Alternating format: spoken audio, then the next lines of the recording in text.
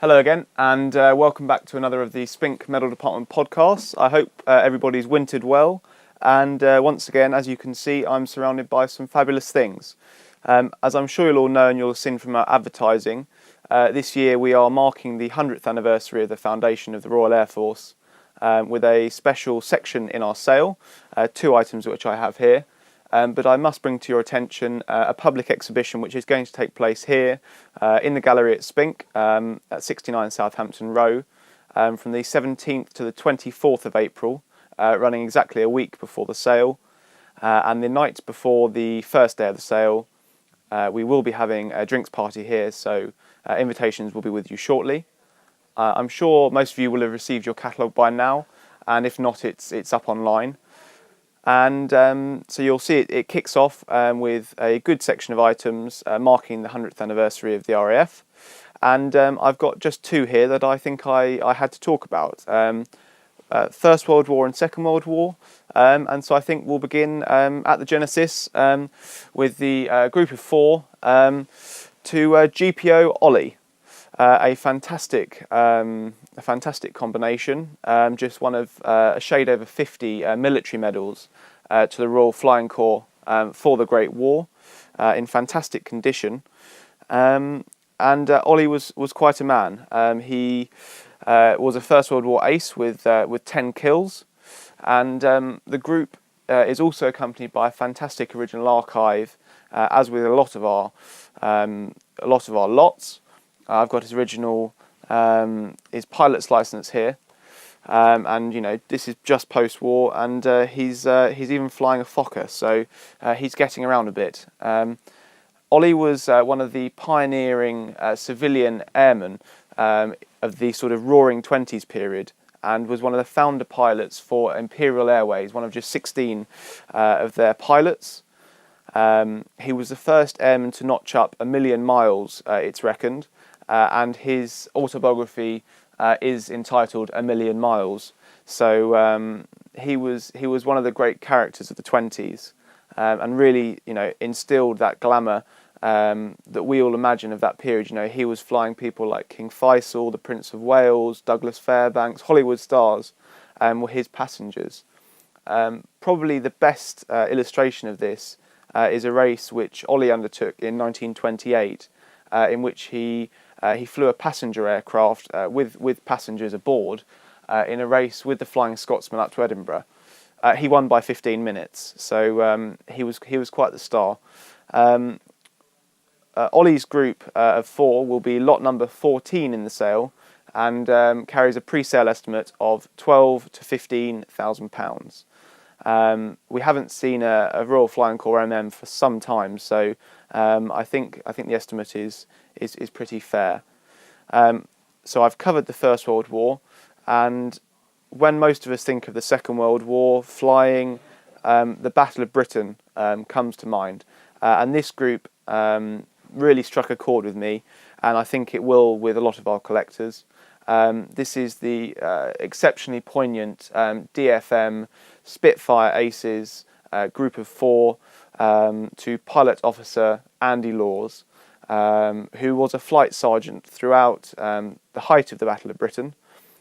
He scored 5 victories flying with number 64 Squadron, and his lot is exceptionally moving. It includes a plethora of letters between him and his pregnant sweetheart, writing about what he was up to. Tragically, he was actually commissioned pilot officer. I've got his death scroll here. On the 28th of September, he went up in his Spit, and he unfortunately was in a mid-air collision just 2 days later on the 30th September, and he lost his life as a result of that. It's a very poignant group, and it's a real true flight sergeant Spitfire Aces, you know, Battle of Britain. It's exceptionally pure, hasn't been seen on the market for 25 years, and the catalogue entry does go into more detail than I'm able to here. Laws's group is lot 34 in the sale, and again it carries a pre-sale estimate of £12,000 to £15,000. So there we go. They're just two examples of groups we've got for the RAF section of the sale.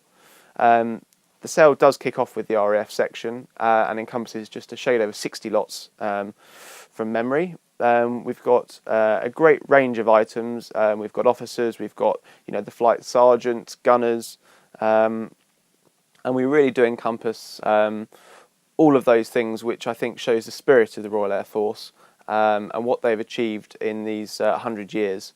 So do give it a read. There's a fantastic introduction that's been written. And I think it's a fitting mark in the celebrations.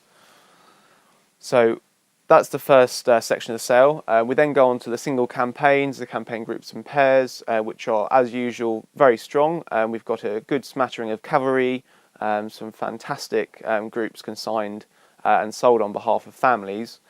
And as such, I'll move on to the two groups, which I'm sure you'll have noticed just on my left. Again, both sold by order of the families, and I'll start with lot 580, which is the unique civilians George Cross George Medal, group of 5, awarded to Richard Bywater. As I'm sure many of you know, to date there have been just over 160 direct awards of the George Cross, and around 50 of those have been awarded to civilians. What makes this group absolutely unique is that Bywater added the George Medal to his accolades just a year after winning his George Cross.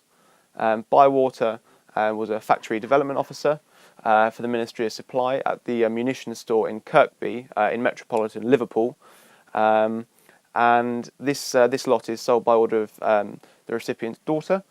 And what really makes this lot stand out for us is the hitherto unpublished archive of the account of what he was getting up to at the factory. I mean, I can just turn a few pages for you in this self-compiled archive of what was going on, his report of the George Cross action, and it shows you the devastation which was going on.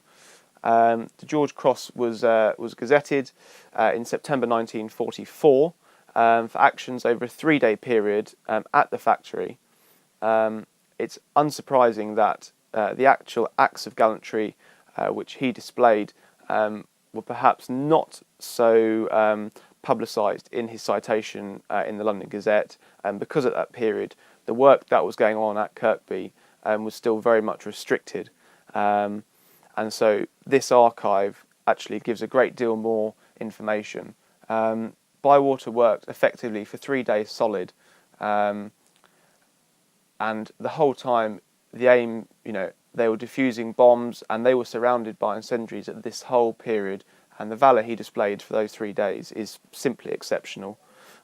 He was very circumspect when he met the King for the investiture, and as many of these exceptionally humble but exceptionally brave men, he was just doing his duty, and here we have a photograph of him actually at Buckingham Palace.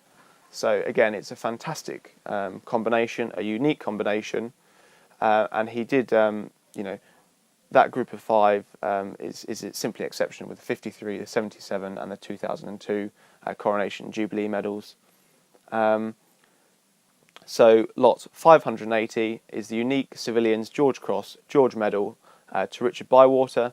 It carries a pre-sale estimate of £100,000 to £120,000. The final lot I'd like to talk to you about is lot 550, so we moved just a few lots back, and again sold by order of the family, and again a unique and a quite superb combination. These are the awards of Colonel William George Cubitt, Indian Army, and what he has in his group of 5 is the Victoria Cross, a Gold Distinguished Service Order, the Indian Mutiny Medal with 1 clasp, a no clasp Afghanistan Medal, and a 2 clasp India General Service clasp for the Third Burmese War during the 1880s. Cubitt's Victoria Cross was for the action at Chinook on the 30th of June 1857. His actions are displayed in the stunning portrait by Desonge, a very good period copy accompanies the lot. It doesn't quite fit behind me, it's slightly too large, but you'll see it reproduced in the catalogue, and it does accompany the lot. And it displays Cubitt saving the lives of the men of the 32nd Foot, at total risk to himself, and an exceptionally gallant action through the hail of fire, and he was duly rewarded with the Victoria Cross. That wasn't the total tale of his mutiny, though.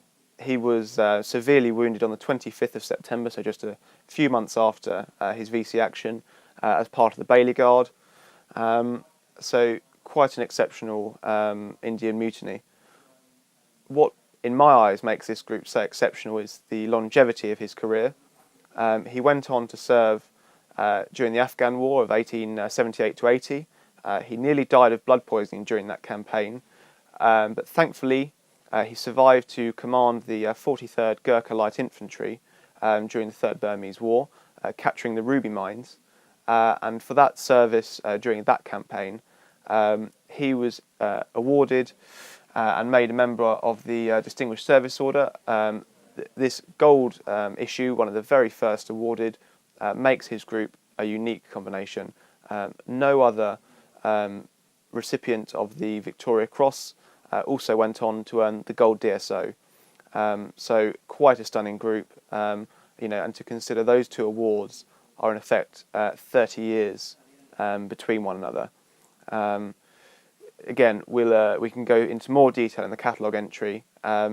Cubitt was a very fiery character, as you will read, and he's one of those great Victorian officers, doubly decorated, and a simply stunning combination. Do read the catalogue entry. There's much more than I can say in this short video.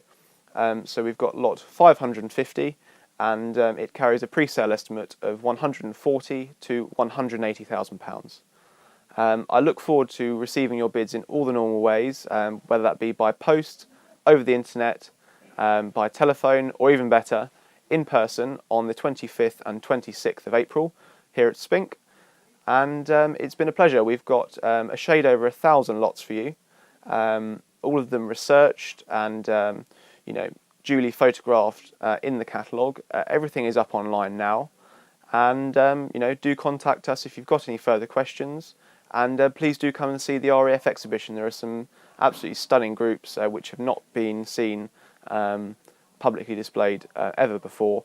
So it'd be great for you to join us. Thank you very much. Goodbye.